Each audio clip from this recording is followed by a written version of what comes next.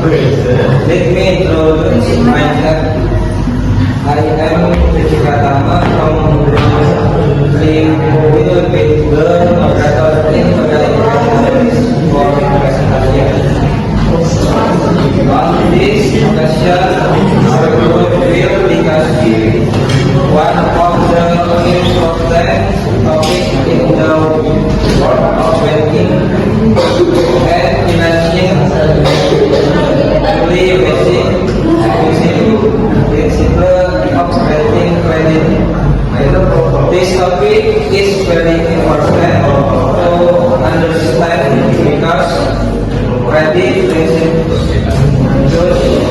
as big J, big A, 3F and 6R are the basic for bank or financial institution in assessing the liquidity of borrower as well as an effort to minimize the risk of bank group.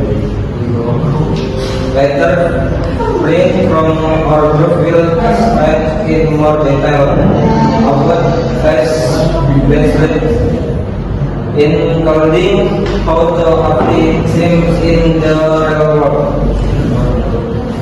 Without further ado, let's start the presentation from the first speaker. We are from Greenville, consisting of Ricky Pratama,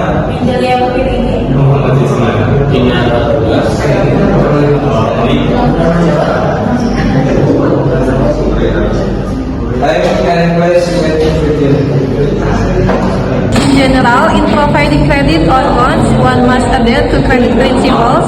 According to Ismail, there are well-known basic principles of credit provision, namely 5C, 5P, 3R, and 6A analysis. The application of this principle is very necessary for banks so that banks can avoid credit risk. The 5C principles in credit analysis: 1. Character. Refers to the borrower's trustworthiness and integrity, often assessed by their credit history and reputation. 2. Capacity. The borrower's ability to repay the loan, typically judged by their income, debt-to-income ratio, and cash flow. 3. Capital. The amount of money or asset the borrower has invested in the basis of transaction, indicating their stake and commitment. 4. Collateral. Asset pledged by the borrower to secure the loan if the borrower defaults. The lender can seize the collateral to recover their losses.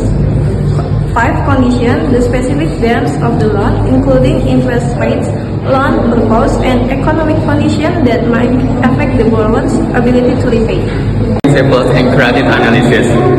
The one party, the involved analyzing the character, capacity, and capital of the borrower to access credit witness. 2. Purpose. The assessing the suitability of the intended use credit with social aspect and monitor its usage. 3. Payment. This analyzes the borrower's ability to repay installment debts on estimates of income and expense. 4. Profitability. This calculates the bank's potential profit from interest and fees and compares the borrower's profitability with and without the credit. 5. Protection. This implement credit protection integrates through collateral and insurance to minimize the risk of loss. The 3R principles in credit analysis. 1. Return. The expected profitability or income from the loan for both the borrowing activity and the bank. 2. Refinement. The borrower's ability to pay back the loan on schedule considering cash flow and income. 3. Risk-bearing ability. The borrower's capacity to afford and manage risks associated with the loan often exceeds through financial rations. The 6I principle in credit analysis. 1. Legal aspect analysis. The assessment aims to evaluate the legality on the prospective borrower. Borrower can be categorized in 3 groups. Number 1, individual loan application submitted by an individual for personal purpose. The bank assesses documents such as ID card, tax identification number, and property tax or other supporting document. Non-legal business entity. The bank estimates the deed establishment, business license, domicile certificate, and NPWP. Legal business entity. Required document include or notarized establishment legalized by the Ministry of Law and Human Rights is business license. 2. Marketing aspect analysis. The aspect evaluates the product offered by the property borrower, focusing on market acceptance and sustainability. The bank will assess product characteristic, market share, competitor, business and marketing strategies. 3. Technical aspect analysis. This evaluation focuses on the physical and environmental aspect of the borrower business. It emphasizes how the production process is conducted with effect, sales, and ultimately cash inflow. Areas of analysis include factory of business location, factory layout, production process, availability of raw material. For management aspect analysis, this analysis determines how the business is managed and whether the management aligns with the business operations. It directly affects decision making and business continuity. Key components include organization structure, job descriptions, system and production, procedures, human resource management, business experience. 5. Financial aspect analysis. This assessment evaluates the financial condition of the prospective borrower's business, particularly their ability to meet both short-term and long-term obligations. It also helps determine the amount of funding required.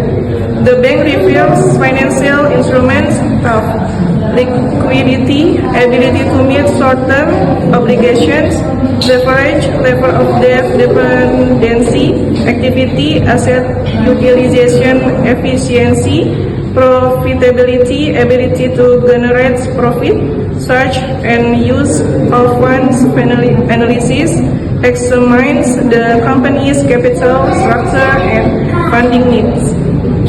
6. Socioeconomic aspect analysis. This analysis aims to gather additional information regarding the external environment of the borrower's business. Factor assessed includes 1. Impact of the business on the surrounding environment. 2. Contribution to job creation. 3. Impact on national income. 4. Whether the business activities are aligned with the social and environmental norm of the area. Philosophy economics credit is vital for macroeconomic growth and stability. Efficiently allocating resources to productive activities, but requires careful management to avoid systemic risks. While credit promotes economic growth, its productive function needs strict risk management to prevent issues like non-performing loans and financial instability. Ethical and responsibility.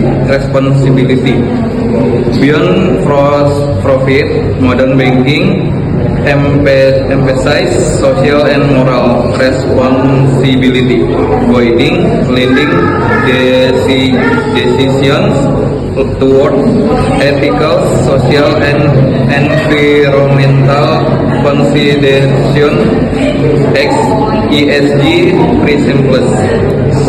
Relationship lending fundamentally relies on trust between bank and borrower.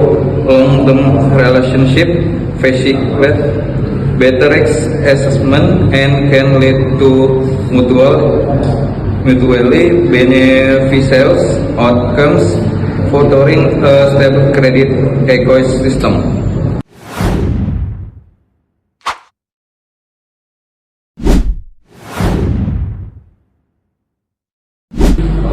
Saya Siti Ayu Marifah izin bertanya.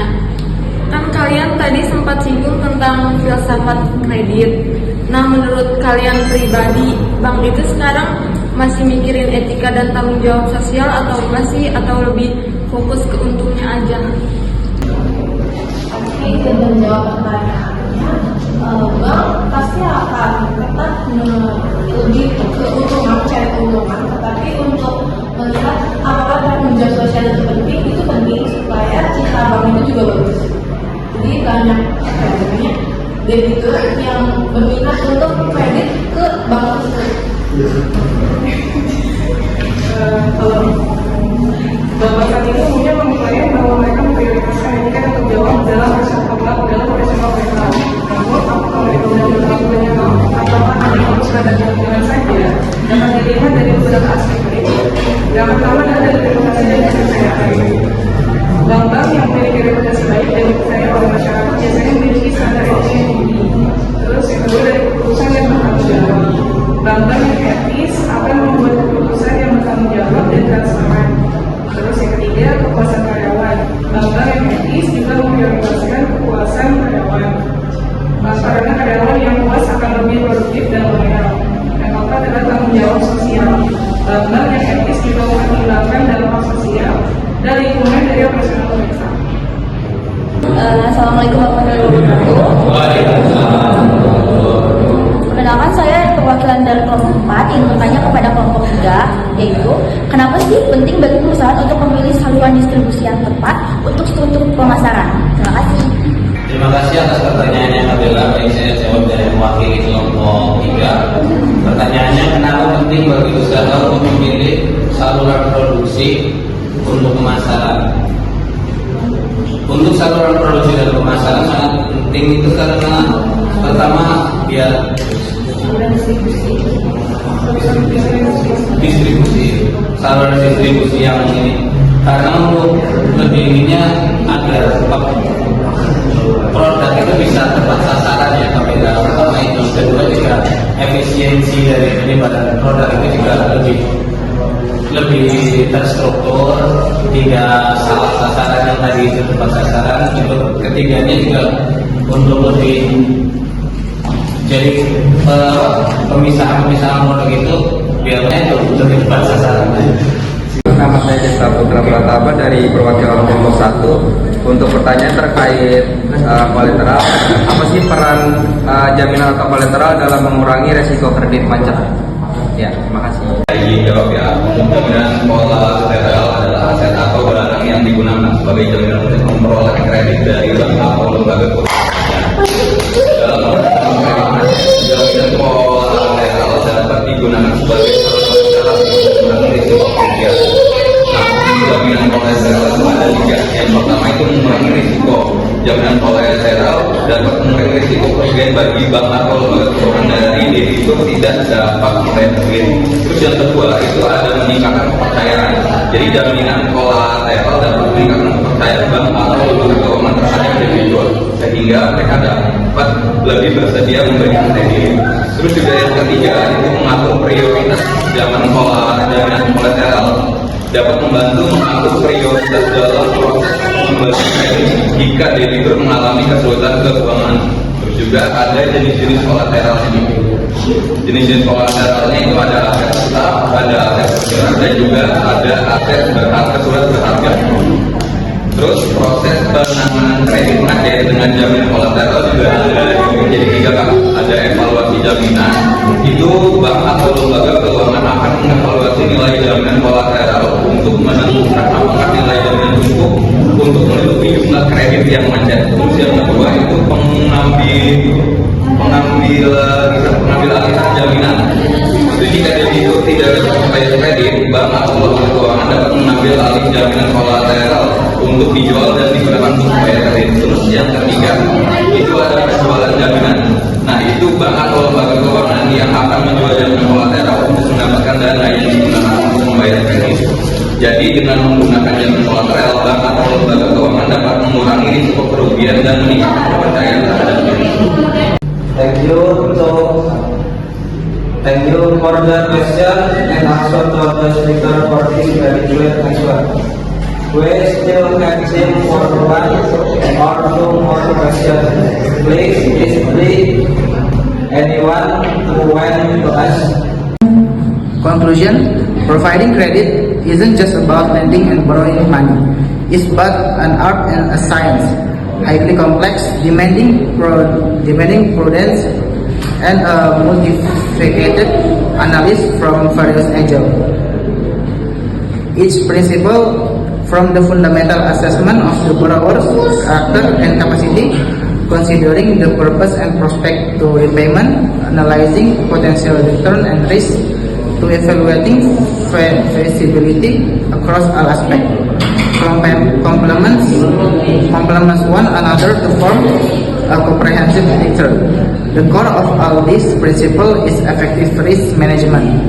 The underlying philosophy behind them is to maintain the financial health to the institution, protect customer funds, and support sustainable economic growth. Thank you before closing the event. I will need to express my gratitude to the speaker for his knowledge and things, as well as to all my friends as developed particularly. Hopefully, what we have learned today can be useful and become promotion for the future. I, as the moderator, apologize if there are any mistakes or shortcomings during the event. See you next time, was. Wassalamualaikum warahmatullahi wabarakatuh.